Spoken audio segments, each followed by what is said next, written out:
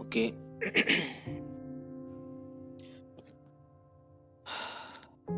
So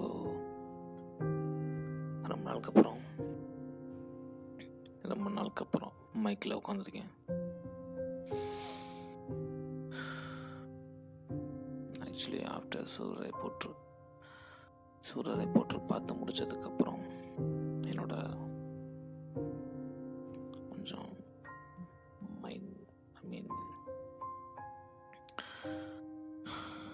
இப்போ இன்னைக்கு காலையில் தான் சென்னை வந்தேன். ஸோ வந்துட்டு second time it's third time உட்காந்து சூரரை போட்டு அந்த படம் ஏன் எனக்கு பார்க்கணும்னு தோணுதுன்னு தெரியல. சுதா மேம் வேறு லெவலில் பண்ணியிருக்காங்க. நான் சுருக்கமாக சொல்ல போனால் அந்த அளவுக்கு நான் இன்னும் கஷ்டத்தை ஆரம்பிச்சிட்டேன்னு தெரியல எனக்கு. ஆனால் அதான் அவர் மாதிரி நானும் கனவுக்காக கண்ணீர் சிந்த முடியுன்ற நம்பிக்கை எனக்கு இருக்கு.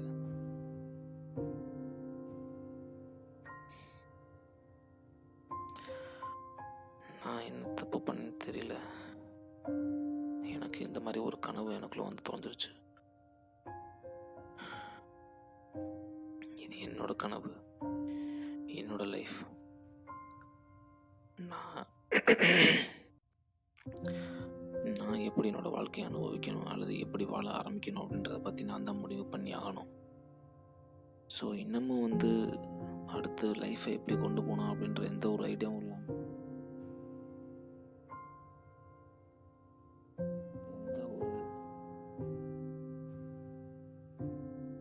எந்த ஒரு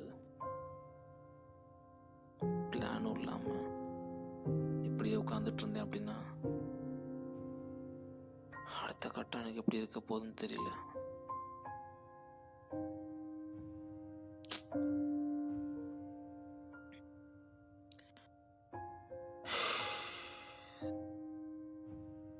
எனக்கு புரியல. ஸோ நேற்று நைட்டு நான் மதுரையிலேருந்து கிளம்பி வர்றப்போ அப்படியே மைண்டில் ஓடிட்டு இருந்த விஷயங்கள் ஃபுல்லாமே என்ன பண்ண போகிறா,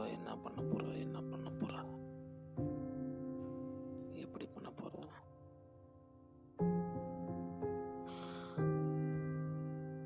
அப்படி கத்தனம் போல இருக்கு. இது வரைக்கும் நேரத்தில் பூட்டிக்கிட்டேன்னு சொல்லிட்டு இப்போ உட்காந்துட்டு பயந்துக்கிட்டு யோசிச்சுட்டு உட்காந்துட்டு இருக்கேன் கிறுக்கு பூட்ட மாதிரி அப்படின்னு. இது என்னோட ஆசை, என்னோட கனவு. நான் தான் சின்ன வயசுல இருந்து மியூசிக்கை பார்த்துட்டு ஒரு ஏக்கத்தோட காலங்களை கடத்திட்டு வந்த ஆள். எனக்கு தான் தமிழ்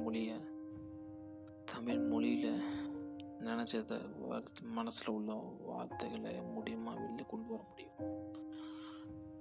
என்னால் பண்ண முடியும் அப்படின்னா நான் ஏன் என்ன பண்ணாமல் இருக்கேன் அப்படின்ற கேள்விக்கு பதில் தேடாமல் இருக்கிறேன்றது தான் ஒரு கேவலமான விஷயமே. என்னால் முடியும் அப்படின்றது எனக்கு 100% தெரியும். தெரிஞ்சிருந்தும் இது வரைக்கும் எதுவும் பண்ணாமல் இருக்கேங்கிறது தாயடி.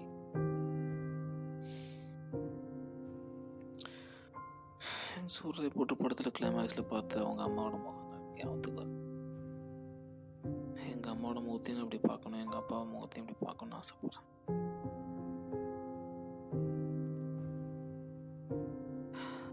எங்கள் அம்மாவோட முகத்தை இது வரைக்கும் ஆனந்த கண்ணீரை பார்த்ததே கிடையாது. எங்கள் அப்பா முகத்துலையும் சரி. அவங்க 2 பேரும் ரொம்பவே கஷ்டப்பட்டுருக்காங்க, லைஃப்பில் ரொம்பவே கஷ்டப்பட்டுருக்காங்க. அவங்க சுற்றி இருக்கிறவங்களாலேயும் ரொம்ப கஷ்டப்படுத்தப்பட்டிருக்காங்க. அதில் நானும் ஒரு ஆளாக பண்ணிட்டுக்கிட்டு இருக்கேன். என்னாலே அவங்க கஷ்டப்பட்டுருக்காங்க. அந்த ஒரு நாளுக்காக நான் வெயிட் பண்ணிகிட்டு இருக்கேன். எங்கள் அம்மா அப்பா 2 பேரோட கண்ணிலையும் ஆனந்த கண்ணீரை பார்த்து சந்தோஷமாகணும். எல்லா தகுதியும் இருக்கிறேன்னா ஏன் அந்த நாளை உருவாக்க முடியாத?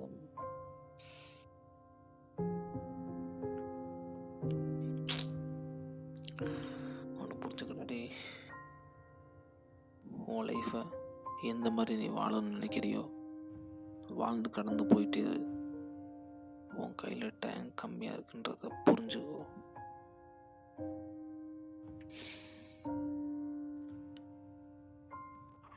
ட்ரேக் சொன்ன மாதிரி உன்னோட கனவு நிஜத்தில் நீ பார்த்து அனுபவிக்கிற வரைக்கும் எங்கேயுமே நிற்காத. இன்னைக்கு காலையில் தான் அந்த குவாட் பார்த்தேன். நான் எல்லாத்துக்கும் ஒரு காரணம் இருக்குடா.